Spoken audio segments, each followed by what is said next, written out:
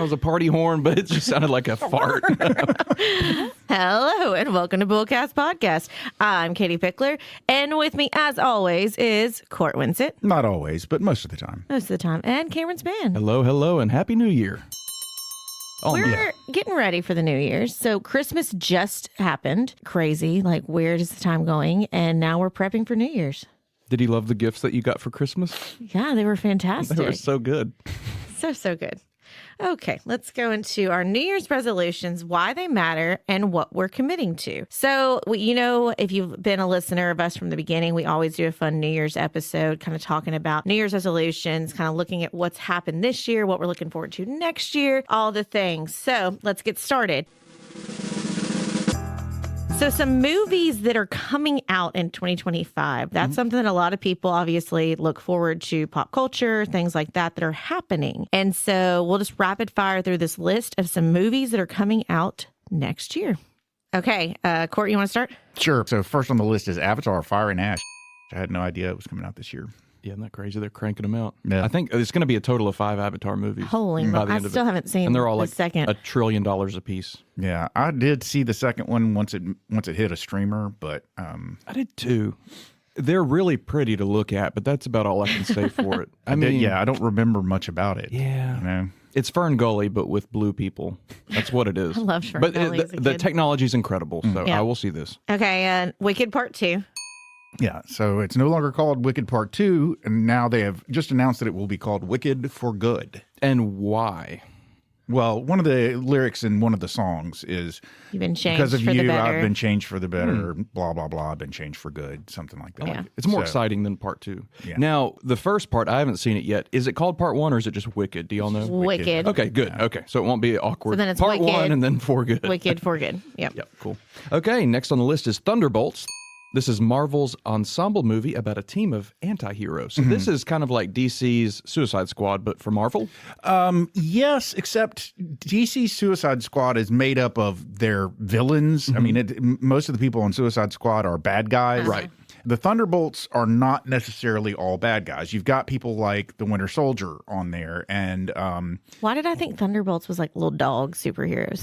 Are you thinking Bolt, the Disney movie about the Superdog? Yeah, Maybe. yeah. so they're not necessarily as bad as. It's got the Captain America who took the place of Captain America. He turned out to be kind of a jerk face and a murderer, but technically not necessarily like a full-on. I was about to say Disney villain, Marvel villain. Yeah. You know.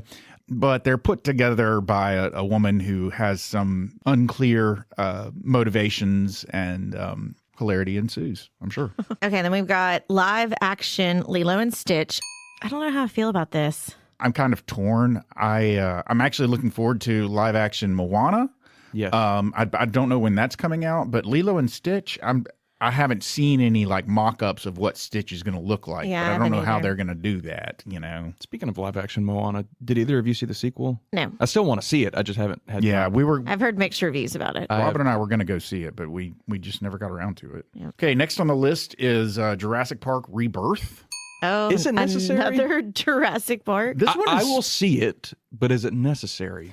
This one has a completely different star because it's starring, I think Scarlett Johansson Yep, is in it. it sure and, is. I mean, I feel like any movie that has Scarlett Johansson in it is arguably necessary. Sure. You know, Yeah. I mean, I'm a fan. I'm a fan. Yep. Yep. Oh, let's talk about another crazy one. The Fantastic Four. Is this the third rebirth of the franchise or fourth? Fourth. They had the OG 70s one that I don't know if it was even ever released. I'm not sure if it was. But Then you yeah. had the Jessica Alba one. You had the failed Miles Teller one, Yeah. 10 years ago? 8 to 10 years ago? Something Yeah. like that. And then this one. Yeah. This one looks good, though. It's They- vintage. They keep trying. Well, this one is being done by Marvel Studios. Though. Okay. So, Okay. I mean, Fantastic Four is one of the properties that was actually owned by Fox that Marvel got back when they gotcha. bought that division of Fox. And then the last one on this list is Superman.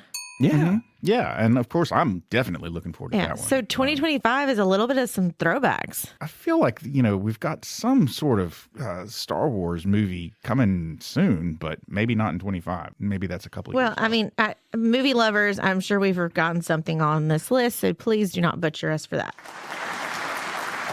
Did you know 40% of Americans make New Year's resolutions, but only 9% feel successful in keeping them? I mean, this is something we have talked about to death, about how you have different periods of time where people feel like they should set goals, they should set expectations of what they want to achieve. And it usually is, for some reason, everybody thinks we've got this new year. We need to start back over again. We need to have goals of what the year is going to be looking like. But the thing is, you're still bringing everything in 2024 with you. Mm-hmm. It is not a hard reset. This is not necessarily a new year, new you. You've got to put some work in. And I think this is going to be a recurring theme for me every year when we do these New Year's podcasts moving forward. But the years have just started to go by in a flash for me. Every year I'm like, oh, well, yeah, we're already in December. It still feels like it's January. Yeah, where is this year gone? Yeah, I'm more likely, y'all may be the same way. I'm more likely to make a big change with habits or my life outside of January 1st. Yeah.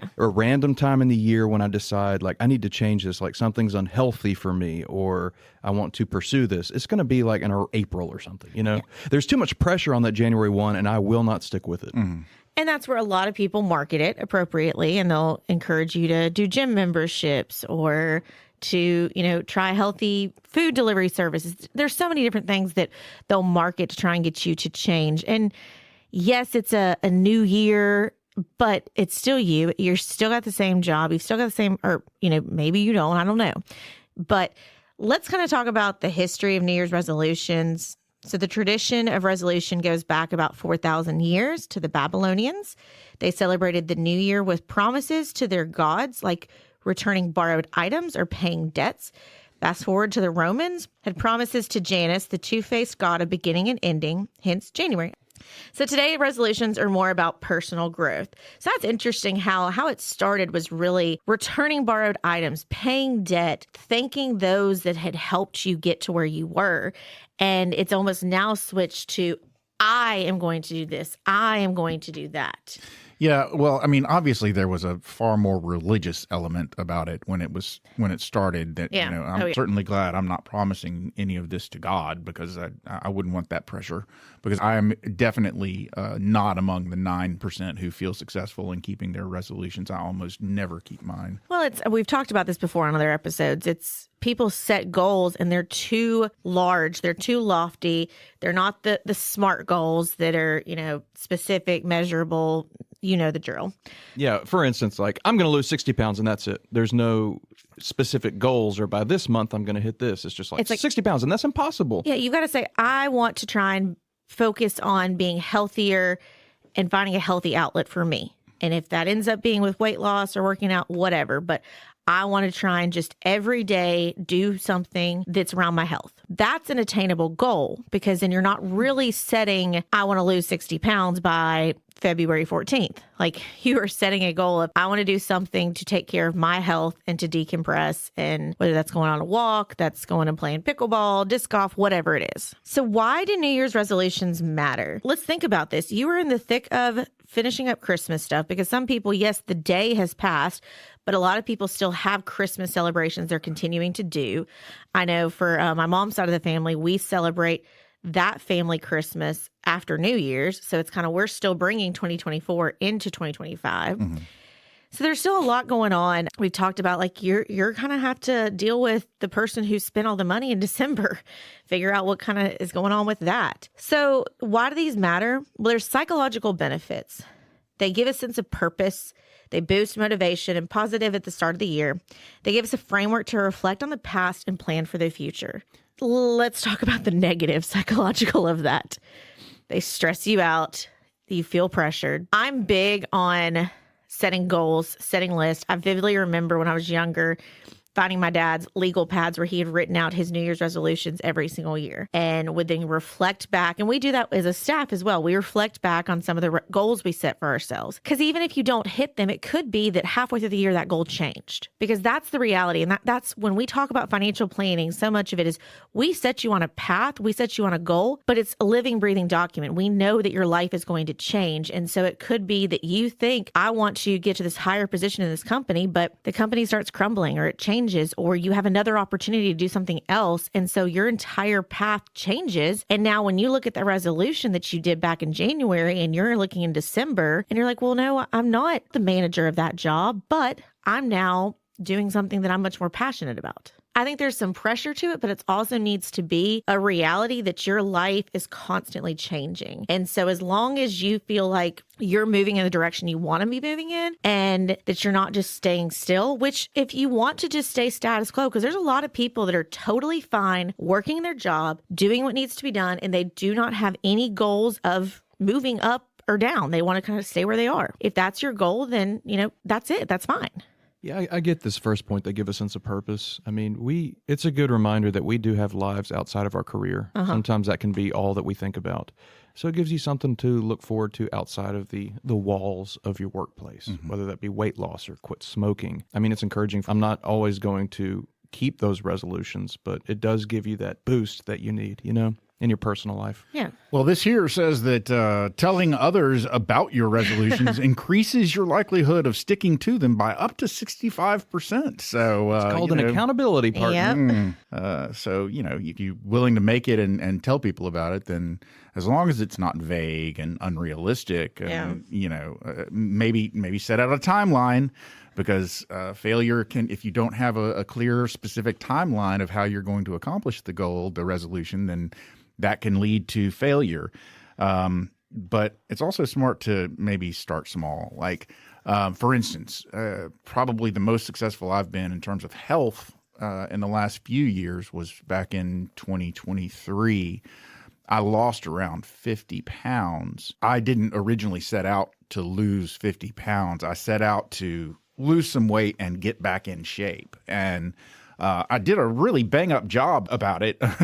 But 2024, I failed to maintain what I accomplished in 2023 because I did have this goal. I did have a plan for how I was going to accomplish it, and I did accomplish it. I just didn't have a plan for how I was going to maintain it after I accomplished it. Yeah. So you got to have a clear plan, and, it can be smart to start small, but once you're successful, you also have to, if it's something that you hope to maintain, you've got to have that plan for maintenance as well. And it's so same with, like what you were saying with getting healthy, things like that. It's okay to fall off the wagon and then get back on it again. Same thing with if you're saving and you have a setback, something happens, you have to dip into your savings and you can't save anymore for a while. It's okay. Just if that's still a goal, get back on the wagon of saving. Yeah.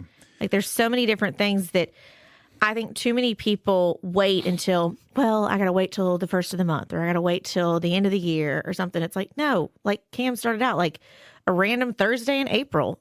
Start. Yeah, a lot of the programs that are out there to treat people that have addictions or just problems with, maybe you are an overeater, maybe you are addicted to something, whatever the issue is. A lot of the programs that are out there will over and over and over again reinforce the fact that if you fail on a particular day to stick to whatever it is you're trying to kick, if you relapse or if you go on a binge for a day and eat a bunch of food that's not healthy for you, a lot of people, the next thing they'll do is say, well, I failed, and give up and just go back to their old habits. Every program that I've ever used to try and lose weight or to try and quit smoking or anything like that, all of them say basically the same thing is don't give up just because you messed up one day. Just because you messed up one time doesn't mean you throw all of the progress that you've made out with the trash, I guess. Yeah. Well, so this one says our resolutions can inspire collective change. So one of the things is obviously like, if the whole office is on a diet or the whole office is doing dry January where they're not drinking, then you kind of got positivity together. Of course, then it's also very easy if someone's like, oh, I just went and picked up crumble cookie. And it's like, come on, be bad with me. Like, it's going to be easy to incentivize others to kind of cheat as well on their goals. But I can think about, to Cam's point about work-life balance is there are going to be times while you're working that you have to work late, that you have to stay weekends, but it's maybe set a goal of I'm going to try and only work late one night a week. or something like that. And so if you tell other people that, then ultimately it's still your decision to do it, but you can at least have somebody that's kind of harassing you like, hey, is this your one night you're working late tonight? Like you said you were doing one, so you just blew it on Monday. Like you can't be here the rest of the next couple of days. I think, when we talk about starting goals, the smart goal there would need to be, I'm only going to work late 4 nights a week this year. Yeah, and I'm only going to work 3 till nights. 7 and not 10. I know someone who, if we said you can only work late 1 night a week, they would fail miserably within days of making the resolution. Set them up for failure, absolutely. But then sometimes it's, you're forced to have to kind of slow down and change your work ethics. Okay, why most fail? Setting vague or unrealistic goals. We talked about that. Lack to set a clear plan or timeline. Or in this, it's you may be successful, but you didn't have the follow-up. Mm-hmm. However, start small, be specific, track your progress, be kind to yourself. I mean, that's the other thing is, look, this is your personal thing. You're choosing to put it out there. Yeah, that kind of plays into what I was saying earlier about, don't throw in the towel just because you messed up once. Be kind to yourself. Forgive yourself for those minor failures. Don't give up on the overall thing, Yeah. Okay, so let's kind of just, I know this is Court's favorite time, but let's kind of talk about this year, this wrapping up 2024, and kind of how you feel you've done this year and what things you want to go into 2025 looking at it a little differently. Cam? To Court's point earlier, in 2022 and 2023, I lost like 40 pounds, and it was great. It was like a random day I decided because I was having back issues, and it was great. We went on our 2-week Wild West tour where I partook in beverages and I did exercise and things, and then I completely got off the wagon and immediately just gained it back. So I would love to get back on the wagon and just be healthier. I know a lot of people say that.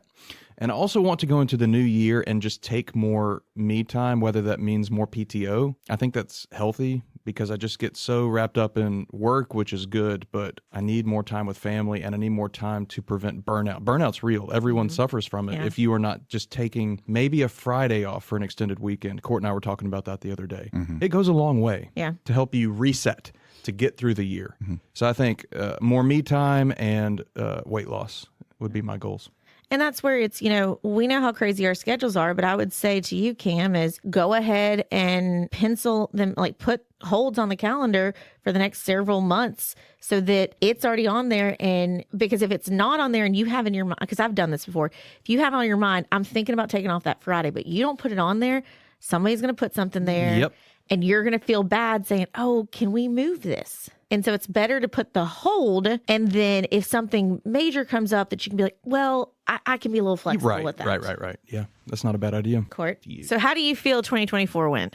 2024 was a really, really garbage year for me. I was a complete and utter failure in almost everything that I tried to accomplish. Well, like I said, I failed to maintain the progress that I made in 23. I was taking a class to try and get a new certification. I tried to take the class and pass the class twice, and both times my schedule got in the way and I couldn't finish the class. So that was not like me. Usually, y'all know I do pretty well in educational endeavors, but I could not get over the hump and get through the classwork that I needed to do to be able to keep up, to be able to pass. So I dropped the class twice, rescheduled it again for 25, and we'll see how that goes. But, we had, I wrote down a bunch of stuff for our planning that we do in the first part of the year when we do our kickoff meeting. I wrote down a bunch of goals. Robin and I kind of did ours together this year, sort of like family goals. Okay, what are our family goals going to be? Even the family goals, I think we hit the struggle a little bit this year. So I don't really ever make resolutions per se, but I had some goals in my mind of things that I was going to accomplish in 24, and I did not accomplish any of them. So a lot of my stuff that I wanted to do in 24 will be rolling over into 25. But, the key thing for 25 is going to be to kind of like you, Cameron, get back in shape. Guys, I thought I started falling apart after I turned 40. Man, it's like I hit the gas on the fall apart car when I hit 50 because things are just going downhill fast. So I've really got to start taking better care of myself. It's going to be key. Yeah, I mean, taking care of yourself, ultimately, as we've said before, your mental and physical health have a huge play into your financial health and every element of your life. It is all connected. Okay, so my resolution, I got a fun little antidotes to play off of both of y'all. 2024 has gone totally different than I expected it would. I also had a class that I was planning on taking and was supposed to do it over the summer, pivoted to the fall, and then had to drop out of said class because my life is changing because I found out in August that I am pregnant. No. And because I'm an overachiever, it's twins. Yes.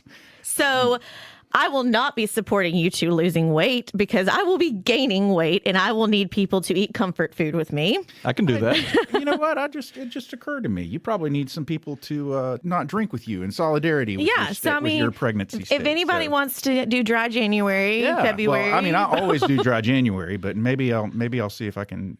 Who wants to be sober with me? Make it Come stick on. until you have your babies. That's mid-February, right? That you're due, so that we can just go dry until mid-February, right? Yeah, you got to hang on a little longer if you're waiting with me. But I mean, it's kind of, I'm going to be forced into a work-life balance because obviously I'm used to go. And as much as I've been told around here, I'm going to have to slow down. I'm going to have to take some time off when I have these babies.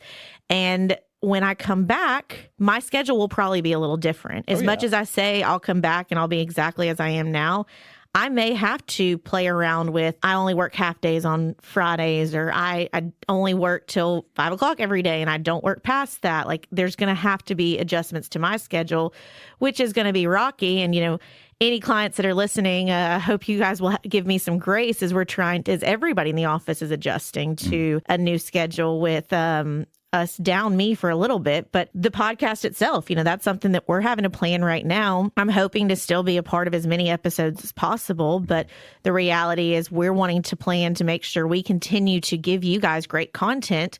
And so it's probably going to be, we'll have some guests that fill in and some floating, recurring guests to kind of fill in as I'm not available to be here. Yeah. It's funny. I was like, I was sitting here thinking in my head, oh, it's fine. Just, don't give birth on a Thursday. But that makes absolutely no sense because we don't actually record on a Thursday ever. No. I mean, I guess we do sometimes, but it doesn't, We record a little bit ahead of time. So we may have some content that is recorded. It's kind of one of those with anything. It's preparation. So we know that I'm going to be leaving at some point.